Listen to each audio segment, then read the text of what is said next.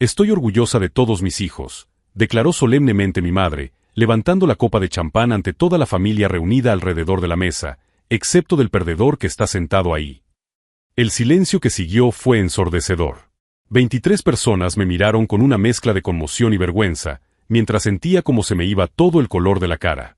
Mi madre, Elena Rodríguez, continuó con su brindis como si hubiera hecho una broma sobre el tiempo, sonriendo radiante a mis hermanos Daniel y Sofía mientras ignoraba por completo mi existencia al otro lado de la mesa. El ruido de los tenedores golpeando los platos cesó instantáneamente. Mi prima Rebeca se atragantó con el vino. Mi tío Marcus se aclaró la garganta incómodamente. La tensión en el aire era tan densa que parecía física, como si se pudiera cortar con un cuchillo. Me llamo Nicolás, tengo 31 años y acabo de descubrir que el Mercedes clase S de $180,000 que le compré a mi madre la semana pasada no fue suficiente para ganarme algo que debería ser incondicional, el amor de una madre por su hijo. Pero mientras ella continuaba con su discurso venenoso, elogiando los logros de mis hermanos y mencionando sutilmente mis decepciones, yo tocaba discretamente el sobresellado en el bolsillo interior de mi chaqueta Armani. Un sobre que contenía los resultados de una prueba de ADN que me hice hace 3 meses, después de que un análisis genético recreativo revelara inconsistencias imposibles de ignorar. Inconsistencias que explicaban 3 décadas de rechazo sistemático. Nicola siempre ha sido diferente, continuó ella, con la voz cargada de un desdén mal disimulado, haciendo una pausa dramática para permitir que sus palabras penetraran en la conciencia de todos los presentes. Mientras Daniel ha construido una sólida carrera en el ámbito del derecho corporativo y Sofía se ha convertido en una cardióloga respetada en el Boston General, nuestro Nicola se empeña en jugar con los números en Wall Street. Jugar con números. Así se refería a mi cargo de vicepresidente senior de inversiones en Goldman Sachs, un puesto que había conseguido a los 31 años sin ayuda de mis contactos familiares, trabajando 80 horas a la semana durante los últimos 8 años y supervisando carteras de $2 millones. La ironía me quemaba como el ácido. Ganaba más en un año que Daniel y Sofía juntos, pero en la narrativa distorsionada de nuestra familia, yo era el fracasado. Mis primos susurraban entre ellos, mis tíos evitaban el contacto visual y mi abuela Esperanza sacudía la cabeza con desaprobación, como si yo hubiera decepcionado personalmente a 3 generaciones de mujeres Rodríguez. La vergüenza era palpable, extendiéndose por el comedor como una mancha de vino tinto en una alfombra blanca. La mesa estaba puesta con la vajilla fina de la familia, cristales de baccarat que reflejaban la luz de la lámpara de araña, flores blancas meticulosamente arregladas en jarrones de plata. Todo era perfecto, excepto por la bomba emocional que mi madre acababa de detonar en medio de nuestra reunión familiar anual. Ya lo sabéis, continuó, dirigiéndose directamente a mis tíos y primos mientras yo permanecía invisible, siempre esperé que él madurara y siguiera un camino más estable. Medicina, derecho, incluso administración de empresas sería mejor que esta obsesión por el mercado financiero. Es tan inestable. Inestable. La mujer que había criado a 3 hijos con el dinero de mi primer bono de $500,000 me estaba llamando inestable. La humillación me quemaba como fuego líquido en la garganta, pero mantuve una expresión neutra. Los años de reuniones con ejecutivos hostiles me habían enseñado a controlar cada microexpresión. Mi respiración se mantuvo constante, mi postura erguida, incluso cuando por dentro me sentía como si estuviera derrumbándome. Pero lo que mi madre no sabía, mientras continuaba con su cruel actuación ante la familia extendida, era que yo ya había descubierto exactamente por qué ella nunca había podido quererme como a los demás. ¿Por qué cada uno de mis logros era minimizado? ¿Por qué cada fracaso era amplificado? ¿Por qué siempre me había sentido como un extraño en mi propia familia? El sobre mi bolsillo parecía latir con energía propia, como si los resultados impresos pudieran quemar a través del papel y la tela directamente sobre mi piel. 3 páginas de datos científicos irrefutables que explicaban toda una vida de rechazo. Y francamente, concluyó ella, levantando la copa más alto, en una familia de triunfadores, es vergonzoso tener que explicar constantemente por qué uno de mis hijos ha elegido un camino tan cuestionable. Daniel sonrió discretamente, claramente satisfecho con su ascenso a costa de mi humillación. Sofía, al menos, parecía incómoda, sus ojos se encontraron con los míos durante un breve segundo antes de desviarse rápidamente. Y en pocos minutos, toda esa fachada de familia perfecta se derrumbaría de una manera que ella nunca podría imaginar. Si alguna vez has pasado por el dolor de no ser aceptado por tu propia familia, no olvides suscribirte al canal, porque esta historia de giros inesperados y justicia te mostrará cómo a veces la verdad es la venganza más poderosa que existe. Pero primero, Tengo que contar cómo llegué a este momento devastador y por qué ese sobre mi bolsillo estaba a punto de cambiarlo todo para siempre. Para entender cómo llegamos a este momento devastador, tengo que volver al principio. Elena Rodríguez construyó un imperio de manipulación emocional que duró 3 décadas, y yo fui su blanco favorito desde el día en que nací. Mi madre no solo era cruel, era estratégica. Cada comentario hiriente, cada comparación humillante, cada momento de indiferencia calculada servía para mantener una jerarquía familiar en la que Daniel y Sofía brillaban mientras yo permanecía en la sombra. Daniel, mi hermano mayor, siempre fue el príncipe heredero de la familia Rodríguez. Graduado en Derecho por Harvard, socio junior en un prestigioso bufete de Boston, casado con Rebecca, una cirujana plástica a la que mi madre trataba como la hija que siempre quiso tener. Cada logro de Daniel se celebraba con cenas elaboradas, publicaciones en Facebook llenas de orgullo maternal e historias contadas una y otra vez a cualquiera que quisiera escucharlas. Sofía, 2 años menor que yo, siguió los pasos de mi madre en la medicina y se convirtió en cardióloga en el Boston General, tal y como mi madre había soñado para uno de sus hijos. Sus exitosas operaciones aparecían en los titulares de los periódicos locales, que mi madre enmarcaba y colgaba en la pared. Sus relaciones se celebraban, sus aficiones se financiaban y siempre se le pedía su opinión en cuestiones familiares importantes. Y luego estaba yo. Nicolás, el hijo del medio que nunca encajó en el molde perfecto que ella había creado. Cuando me gradué summa cum laude en economía por el MIT, mi madre comentó que, al menos ahora tienes un título para colgar en la pared de tu apartamento alquilado. Cuando conseguí mi primer puesto en Goldman Sachs, me preguntó cuándo maduraría y conseguiría un trabajo de verdad, como Daniel. El patrón era siempre el mismo, minimizar mis logros mientras amplificaba los de mis hermanos. A los 25 años, cuando recibí mi primer bono de $500,000, me ofrecía pagar la hipoteca de la casa familiar. El dinero fácil no dura, dijo ella, prefiriendo mantener el préstamo que Daniel había confirmado, al menos así sé que ustedes dos están conectados financieramente.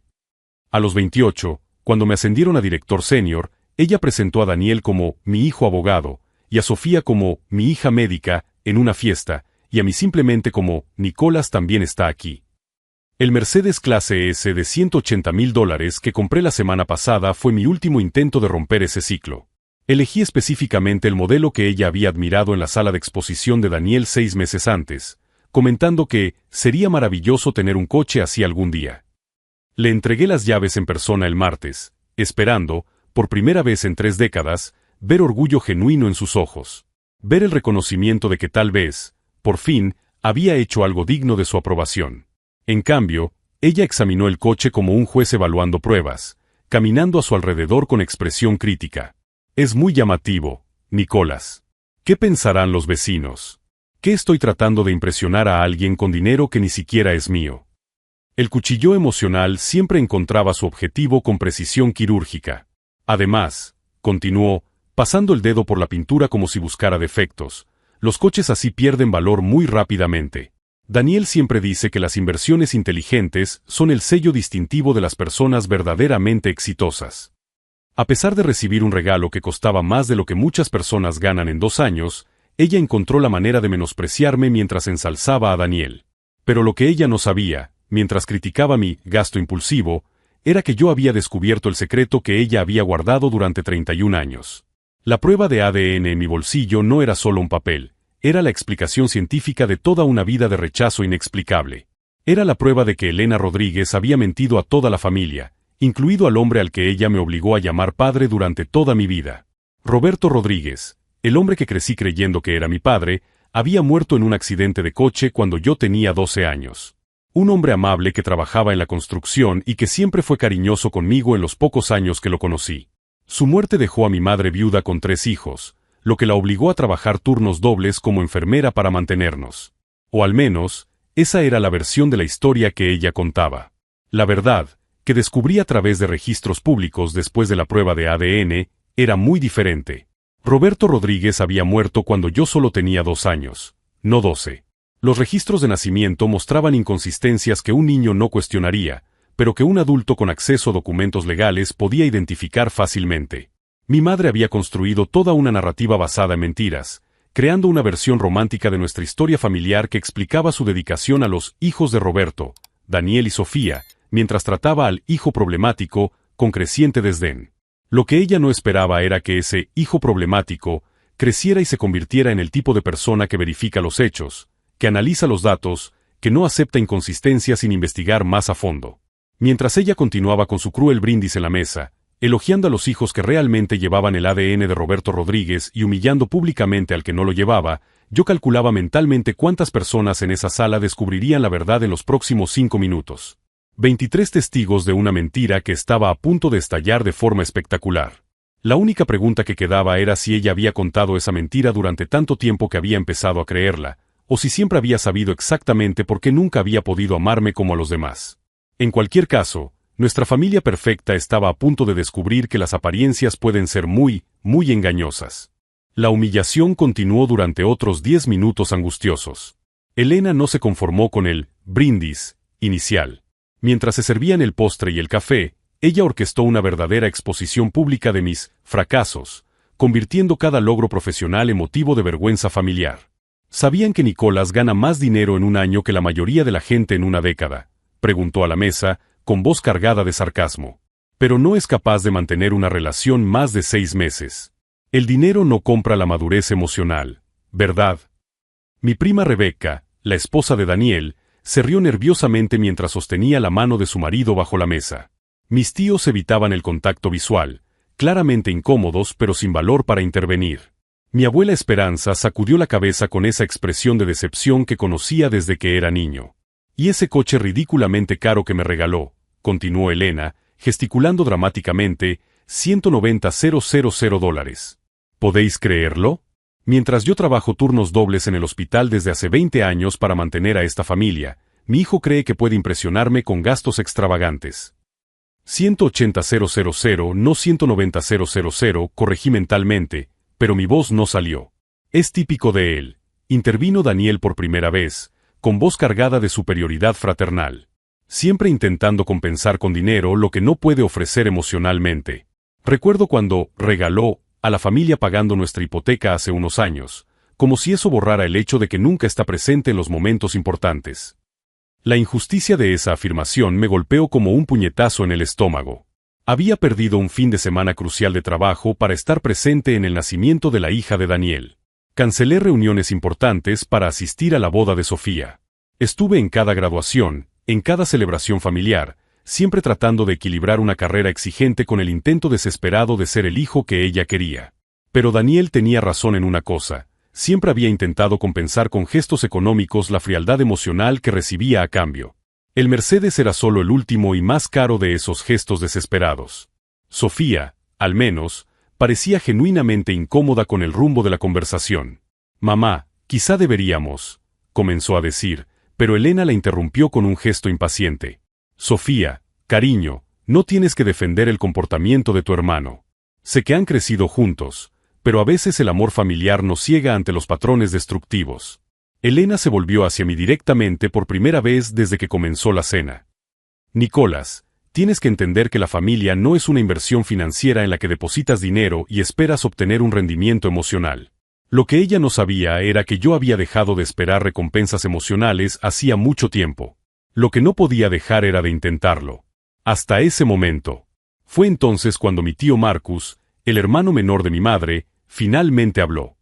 «Elena, ¿no crees que está siendo un poco dura? El chico trabaja 80 horas a la semana y aún encuentra tiempo para ser generoso con la familia». El silencio que siguió fue tenso. Elena no estaba acostumbrada a que la cuestionaran en público, especialmente su hermano menor. «Marcus», respondió ella con voz gélida, «tú no vives en esta casa. No ves el patrón de comportamiento egoísta que se ha desarrollado a lo largo de los años. Nicolás puede engañar a otras personas con su generosidad fingida, pero una madre reconoce cuando un hijo está tratando de comprar algo que debería ser dado libremente. Comprar algo que debería ser dado libremente». Las palabras resonaron en mi mente mientras procesaba la cruel ironía de su afirmación. Ella tenía razón, en cierto modo retorcido. Estaba intentando comprar amor maternal, algo que, como ella decía, debía darse libremente. Pero lo que ella no entendía, lo que nunca podría entender manteniendo su fachada de familia perfecta, era que algunas personas nunca reciben ese amor gratis. Algunas personas crecen en familias donde incluso el afecto básico debe ganarse constantemente, merecerse, justificarse. Fue en ese momento, observando el rostro de cruel satisfacción de la mujer que me obligó a llamarla madre durante 31 años, cuando algo fundamental se rompió dentro de mí. No era ira, ira ya la había sentido antes. Era algo más frío, más definitivo. Era el sonido casi audible de un puente quemándose. Mi mano se movió lentamente hacia el bolsillo interior de la chaqueta, los dedos tocando el borde del sobre que contenía 3 décadas de explicaciones científicas. Por un segundo, consideré simplemente irme, recoger lo que quedaba de mi dignidad y no volver nunca más. Pero mientras Elena continuaba su actuación ante la familia reunida, detallando mis deficiencias emocionales con la precisión de un cirujano y la crueldad de un torturador, me di cuenta de que algunos puentes deben quemarse públicamente, especialmente cuando se han construido sobre cimientos de mentiras. Ya sabéis, dijo Elena, claramente energizada por la atención de su público cautivo, a veces me pregunto dónde me equivoqué con él. Daniel y Sofía han seguido caminos respetables, han construido relaciones sanas, contribuyen positivamente a sus comunidades. Pero Nicolás hizo una pausa dramática, como una actriz experimentada que sabe exactamente cuando el público está más atento. Nicolás siempre ha sido diferente. Desde pequeño. Como si no perteneciera completamente a esta familia. Las palabras salieron con una precisión tan perfecta, una ironía tan cristalina, que por un momento pensé que ella lo sabía. Que, de alguna manera, Elena era consciente de la bomba que estaba a punto de estallar en sus manos. Pero no. Ella continuó, inconsciente de que acababa de proporcionar la transición perfecta para la revelación que lo cambiaría todo. Es como si llevara el ADN de otra persona, concluyó con una risa amarga. El silencio que siguió fue diferente a los anteriores. Este tenía peso, expectación, como si el universo estuviera conteniendo la respiración antes de una explosión inevitable. Mi mano se cerró con fuerza alrededor del sobre y, por primera vez en 31 años, sonreí genuinamente en presencia de Elena Rodríguez. Porque finalmente, después de 3 décadas de rechazo, ella me había dado la oportunidad perfecta. Es como si tuvieras el ADN de otra persona, concluyó Elena con una risa amarga. Perfecto. Ella acababa de entregarme la transición más cinematográfica posible. Como si el universo hubiera estado orquestando este momento durante 3 décadas. Saqué el sobre del bolsillo con movimientos deliberadamente lentos, saboreando cada segundo de la ironía cósmica. 23 personas observaron mi mano emerger de la chaqueta, curiosas por saber que podría estar interrumpiendo el espectáculo de humillación. Es curioso que menciones el ADN, mamá, dije con calma, mi voz cortando el silencio como una cuchilla. Porque tengo aquí algo que os va a interesar a todos. La cruel sonrisa de Elena vaciló imperceptiblemente. Daniel frunció el ceño, su expresión pasando de la satisfacción a la confusión. Sofía se enderezó en la silla, sus instintos médicos captando el repentino cambio en la atmósfera. Puse el sobre en el centro de la mesa, entre los arreglos florales y las copas de cristal, como si fuera un documento familiar más. El papel manila contrastaba dramáticamente con la elegancia de la mesa, un intruso científico en medio de la representación teatral de la familia perfecta. Hace 3 meses, comencé, dejando que mi voz cargara el peso de cada palabra, me hice una prueba genética recreativa. Uno de esos kits de ascendencia que se compran por internet. Por curiosidad, nada más. Elena había dejado de respirar. Sus ojos se fijaron en el sobre con la intensidad de un depredador que acaba de darse cuenta de que está siendo cazado. Su mano temblaba casi imperceptiblemente alrededor de la copa de champán, y el líquido dorado creaba pequeñas ondas que captaban la luz de la lámpara. Los resultados fueron interesantes, continué, tocando ligeramente el borde del papel sellado. Especialmente cuando se comparan con muestras de ADN que conseguí de otros miembros de la familia. La preparación para este momento había sido meticulosa. 3 meses de investigación silenciosa, verificación de registros públicos, consultas discretas con abogados especializados en derecho de familia.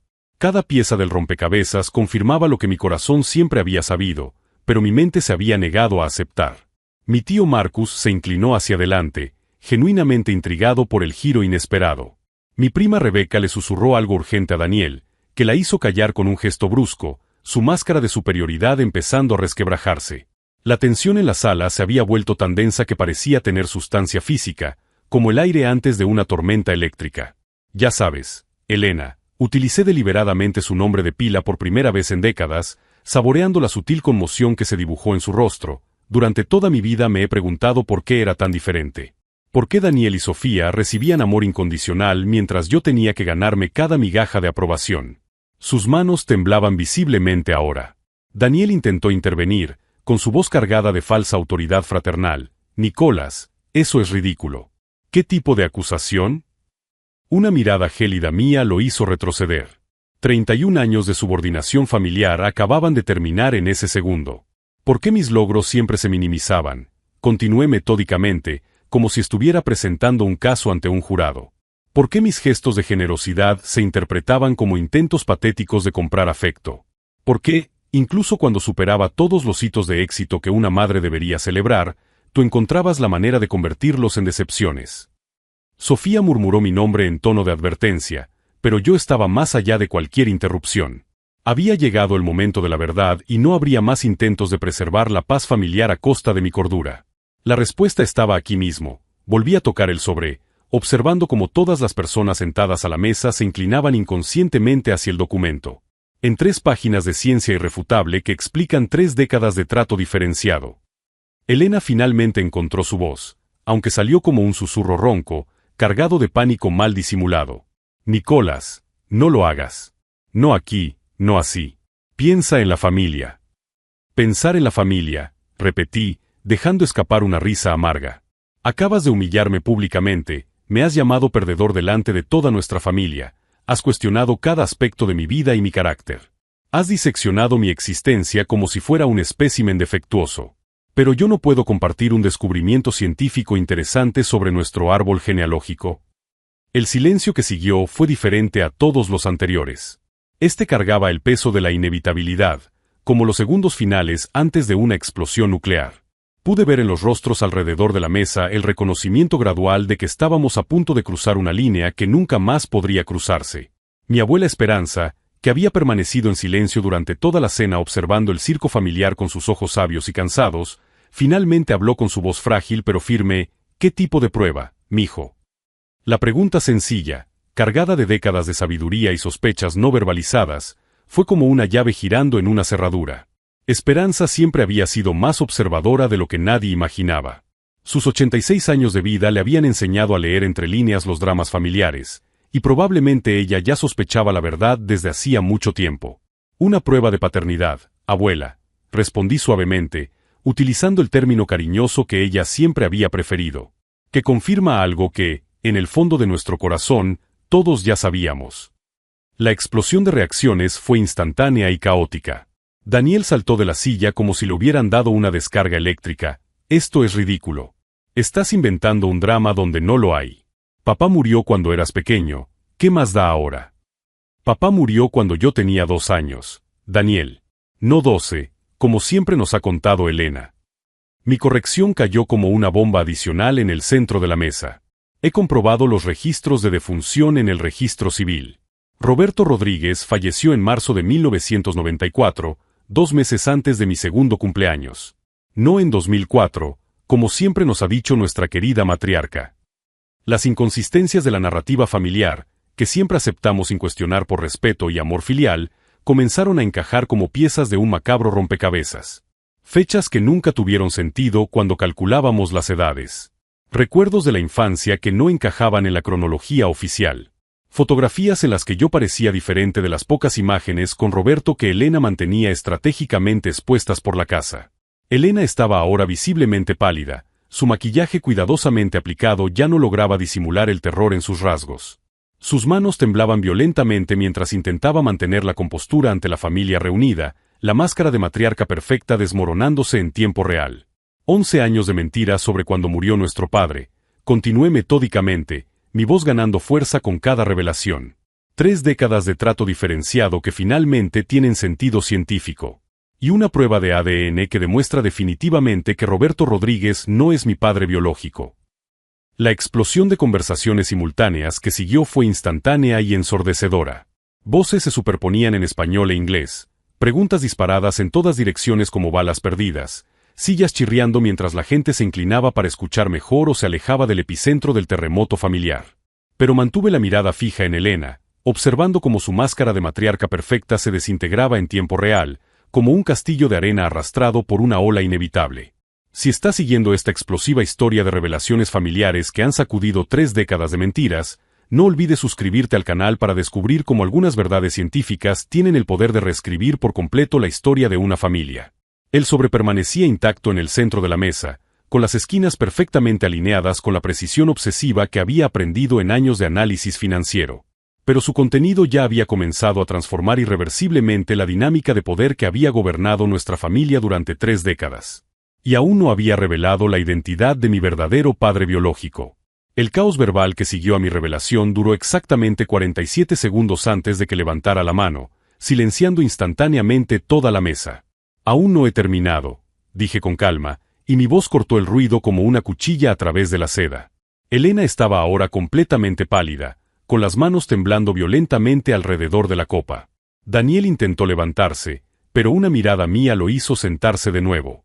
Sofía se cubrió el rostro con las manos, ya procesando las implicaciones médicas de lo que estaba revelando. La prueba de ADN, continué, tocando el sobre aún sellado, no solo confirma que Roberto Rodríguez no es mi padre biológico. Identifica quién es. El silencio que siguió fue absoluto. Ni siquiera se oía el sonido de la respiración en la sala. Abrí el sobre con movimientos deliberadamente lentos y saqué 3 páginas de documentación científica. La primera página contenía los gráficos de compatibilidad genética, líneas y números que contaban una historia que reescribiría nuestra familia para siempre. Compatibilidad paterna con Roberto Rodríguez, 0%, leí en voz alta. Compatibilidad paterna con... Hice una pausa dramática, saboreando el momento de poder absoluto, Dr. Eduardo Mendoza, 99,97%. La explosión de reacciones fue instantánea, pero una voz se destacó por encima de todas las demás. Eso es imposible. Elena había encontrado por fin su voz, aunque sonó como un rugido desesperado. Eduardo Mendoza murió hace 20 años. Te lo estás inventando. El doctor Eduardo Mendoza, continué impasible, murió hace exactamente 19 años. Cirujano cardiovascular en el Boston General. Casado con la doctora Carmen Mendoza, también médica. Padre de 3 hijos, el doctor Miguel Mendoza, la doctora Ana Mendoza y el doctor Carlos Mendoza. Sofía había levantado la cabeza de entre sus manos, sus ojos médicos calculando rápidamente las implicaciones. Nicolás, susurró ella, ¿estás diciendo que? Estoy diciendo que tengo 3 medio hermanos que son médicos, al igual que nuestra querida Sofía. Estoy diciendo que mi padre biológico era uno de los cirujanos más respetados de Boston. Y estoy diciendo que Elena Rodríguez le mintió a esta familia durante 31 años sobre la identidad de mi padre. Daniel estalló, eso no cambia nada. Sigue siendo mi hermano, sigue siendo parte de esta familia. No, Daniel, respondí con una calma glacial. Yo nunca he formado parte de esta familia. Yo era el secreto sucio que Elena llevó consigo durante 3 décadas, recordándole a diario su infidelidad. Elena intentó levantarse, pero sus piernas fallaron. Nicolás, por favor, no lo hagas. Piensa en la familia. ¿Pensar en la familia? Mi voz finalmente transmitió la ira que había reprimido durante 3 décadas. Durante 31 años, me han tratado como un cáncer en esta familia. Cada logro minimizado, cada gesto rechazado, cada momento de amor negado. Y ahora descubrimos que sabían exactamente por qué. Me volví hacia mi abuela Esperanza, que había permanecido extrañamente callada durante toda la revelación. Lo sabías, ¿verdad, abuela? Los sabios ojos de la matriarca de 86 años se encontraron con los míos. Siempre lo supe, mijo. Tienes los ojos de Eduardo. Su inteligencia. Su corazón. Esperaba que ella te lo contara cuando fueras mayor, pero... Ella negó con la cabeza tristemente. La confesión de mi abuela fue como una bala de plata atravesando el corazón de la mentira familiar. Entonces todos lo sabían, dije lentamente, dejando que la comprensión se extendiera por la habitación.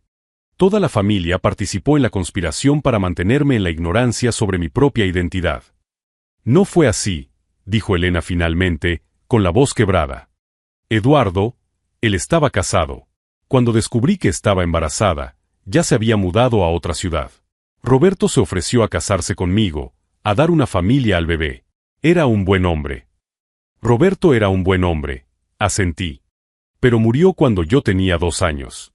Inventaste una fantasía de 11 años extra con él para justificar por qué Daniel y Sofía tenían un padre y yo no. Reescribiste toda nuestra historia familiar para ocultar tu mentira. El peso de la deshonestidad era abrumador. No solo la mentira sobre mi paternidad, sino una compleja red de falsedades que había distorsionado cada relación, cada recuerdo, cada momento de nuestras vidas. Los Mendoza, continué, sacando la segunda página del examen, todavía viven en Boston. El doctor Miguel Mendoza es jefe de cardiología en el Massachusetts General. La doctora Ana Mendoza es neurocirujana en el Brigham and Women's. El doctor Carlos Mendoza es oncólogo en el Dana-Farber. Sofía susurró, ¿te has puesto en contacto con ellos? La semana pasada. No sabían de mi existencia, pero se quedaron intrigados. Especialmente cuando descubrieron que su medio hermano desconocido trabaja en Wall Street y acaba de comprarle un Mercedes de $180,000 a la madre que lo rechazó toda su vida. La ironía final era evidente para todos los presentes. Mientras Elena me rechazaba por no ser hijo de Roberto, yo había heredado no solo la inteligencia superior de Eduardo Mendoza, sino también su impulso por el éxito, que me había permitido superar económicamente a todos los verdaderos hijos de Roberto. De hecho, dije, guardando los documentos en el sobre, voy a cenar con los Mendoza el jueves.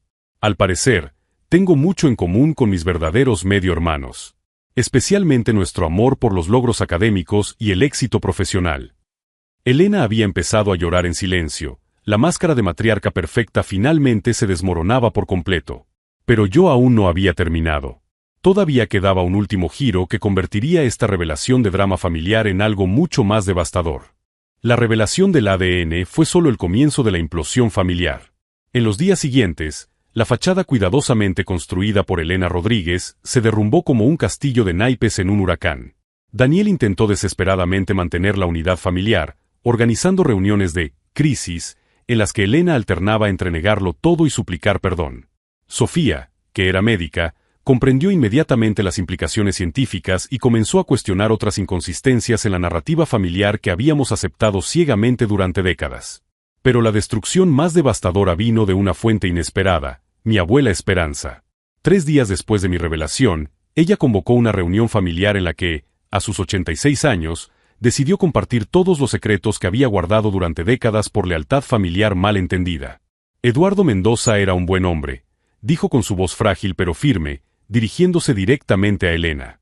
Cuando descubriste que estabas embarazada, él te ofreció dejar a su esposa y casarse contigo. Tú elegiste a Roberto porque tenía menos estudios y sería más fácil de controlar. La bomba final. Elena no había sido abandonada. Ella había elegido la opción que le daba más poder, aun sabiendo que eso significaría criar a un hijo sin el amor paterno que él merecía. Y cuando Roberto murió, continuó mi abuela, podrías haberle contado la verdad a Nicolás. En lugar de eso, inventaste toda esta fantasía para mantener el control sobre la narrativa familiar. Elena intentó defenderse, pero sus palabras sonaron débiles y contradictorias.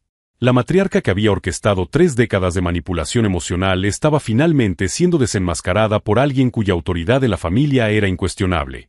La reunión con los Mendoza, el jueves siguiente, fue una experiencia transformadora. El doctor Miguel Mendoza, mi medio hermano mayor, tenía los mismos ojos analíticos que yo veía en el espejo cada mañana.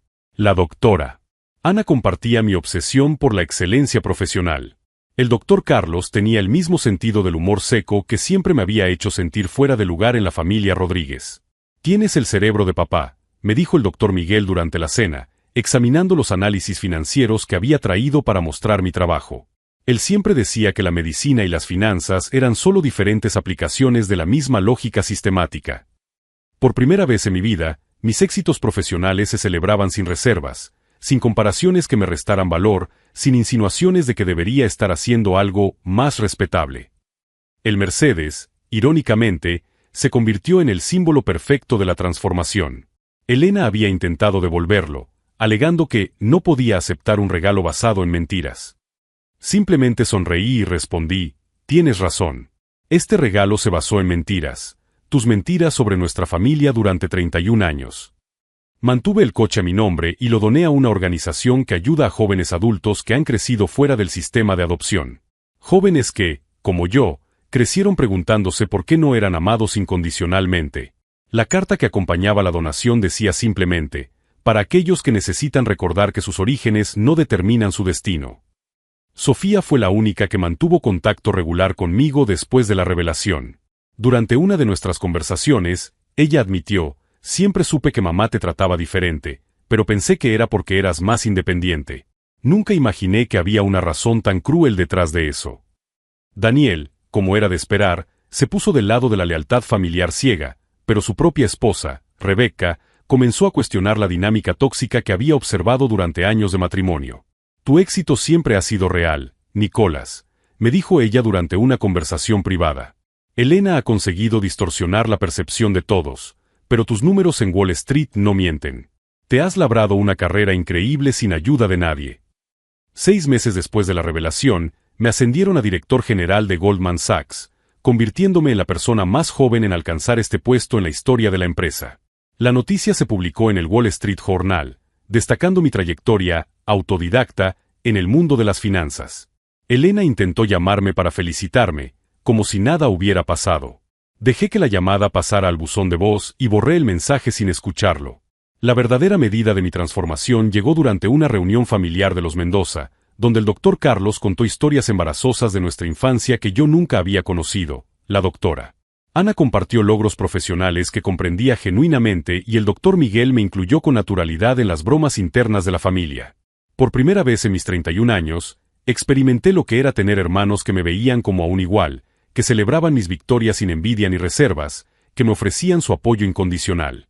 Papá estaría orgulloso, me dijo el doctor Miguel cuando le mostré los análisis de mi último proyecto de inversión.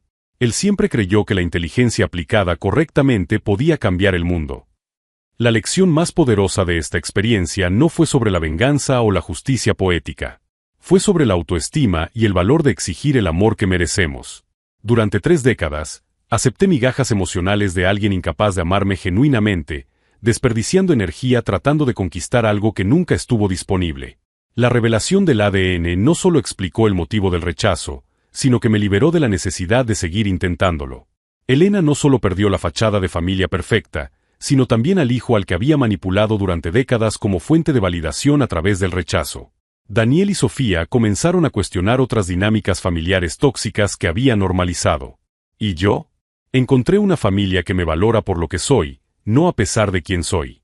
Si esta historia de descubrimiento familiar y transformación personal te ha llegado al corazón, suscríbete al canal para conocer más historias sobre cómo la verdad puede ser la venganza más poderosa que existe.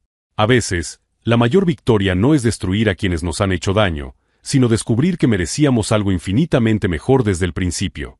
La última vez que supe de Elena, ella estaba tratando de reconstruir las relaciones con los hijos que le quedaban, enfrentándose por fin a las consecuencias de décadas de manipulación emocional. ¿Y yo? Estoy planeando pasar la Navidad con mi verdadera familia por primera vez en 31 años. Y por primera vez en mi vida, no tengo que ganarme mi lugar en la mesa, él ya me pertenece por derecho.